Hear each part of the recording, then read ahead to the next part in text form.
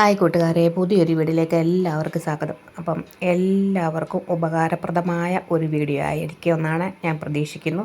എനിക്ക് ഉപകാരപ്രദമായിട്ട് ഞാൻ യൂസ് ചെയ്തിട്ട് എനിക്കത് യൂസ്ഫുള്ളായ ഒരു കാര്യമാണ് ഞാൻ നിങ്ങൾക്ക് വേണ്ടി ഷെയർ ചെയ്യുന്നത്. അന്നേരം നമുക്ക് എല്ലാവർക്കും ഒരു പ്രശ്നമാണ് ഫ്രീസറിനകത്ത് ഐസ് കട്ട പിടിക്കുന്നത്. അപ്പം ഞാൻ ചെയ്യുന്ന കാര്യം ഞാൻ പറഞ്ഞുതരാം. അന്നേരം ഒരു പാത്രത്തിനകത്തോട്ട് ആവശ്യത്തിന് വെള്ളം എടുക്കണം. ഞാൻ ഇതിനകത്ത് 1 കപ്പ് വെള്ളം എടുത്തിട്ടുണ്ട്. അതിനകത്തോട്ട് ഒരേ ഒരു സ്പൂണ് ഉപ്പിടാം. എന്നിട്ട് നമുക്ക് അത് നന്നായിട്ടൊന്ന് മിക്സ് ചെയ്യണം. നന്നായിട്ടൊന്ന് മിക്സ് ചെയ്തിട്ട് ഒരു തുണി അത് ഞാൻ നന്നായിട്ട് അതിൽ ഡിപ്പ് ചെയ്തിട്ട് നന്നായിട്ടൊന്ന് അത്യാവശ്യം ഒന്ന് ജസ്റ്റ് ഒന്ന് പിഴിഞ്ഞെടുത്തു. എന്നിട്ട് അത് നമുക്ക് ആ ഫ്രീസറിലൊന്ന് തേച്ച് കൊടുക്കാം. അപ്പം നമുക്ക് ചെയ്യുമ്പോൾ ഫ്രിഡ്ജ് ഓഫ് ആക്കിയിട്ട് വേണം ചെയ്യേണ്ടത് കേട്ടോ. ഓൺ ആക്കിയിട്ട് ഒരു കാരണവശാലും ഇത് ചെയ്യാൻ പാടില്ല.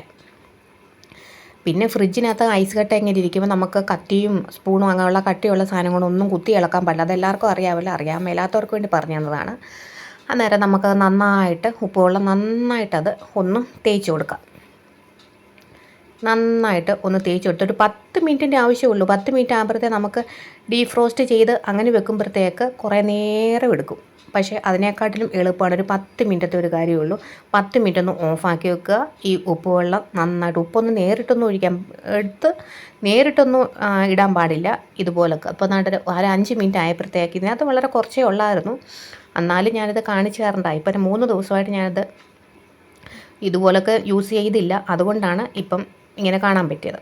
അന്നേരം മുകളിലൊക്കെ നന്നായിട്ട് ഐസ് കട്ട ഒരു 10 മിനിറ്റ് ആയപ്പോഴത്തേക്ക് നന്നായിട്ടത് ഉരുകി താഴെ വന്നത് ഉപ്പും കൂടെ ചേർത്തപ്പോഴത്തേക്ക് കണ്ടോ നോക്ക്. മുമ്പത്തേക്ക് ഇപ്പോഴത്തേക്ക് എന്തെല്ലാം മാറ്റമുണ്ട്. പെട്ടെന്നാണ് കുറച്ച് നേരം ഒന്ന് ഓഫാക്കിയാൽ മതി. പെട്ടെന്നാണ് ഒരു 10 മിനിറ്റത്തെ കാര്യമുള്ളൂ. 10 മിനിറ്റ് ഒന്ന് ഫ്രിഡ്ജിൽ നിന്ന് ഓഫാക്കി ഇടുമ്പോഴത്തേക്ക് പെട്ടെന്ന് റെഡിയാകും. കണ്ടല്ലോ, എന്നാൽ വേഗം എല്ലാം റെഡിയാകുന്നുണ്ട്. അന്നേരം നമുക്ക് ഈ ഒരു മിക്സ് കൊണ്ട് തന്നെ നമുക്ക് ഫ്രിഡ്ജൊക്കെ ഒന്ന് ക്ലീൻ ചെയ്യാൻ. ഇപ്പം ഉപ്പെന്ന് വെച്ച് കഴിഞ്ഞാൽ നന്നായിട്ട് ഒരു ക്ലീൻ ചെയ്യാൻ ഏറ്റവും നല്ലതാണ്. അത് ഒരുപാടൊന്നും ഉപയോഗിക്കല്ലേ, ഒരാവശ്യത. അപ്പം ആ ഒരു തുണിയും കൊണ്ട് തന്നെ നമുക്ക് ആ ഫ്രിഡ്ജും ആ ഉപ്പുവെള്ളം കൊണ്ട് ക്ലീൻ ചെയ്യാം. അപ്പം നന്നായിട്ട് ഉപ്പ് നല്ലൊരു ക്ലീൻ ചെയ്യാൻ ഏറ്റവും ബെസ്റ്റാണ്. കാണുന്നുണ്ടോ, ഒരു 10 മിനിറ്റ് കൊണ്ട് പെട്ടെന്ന് റെഡിയായി.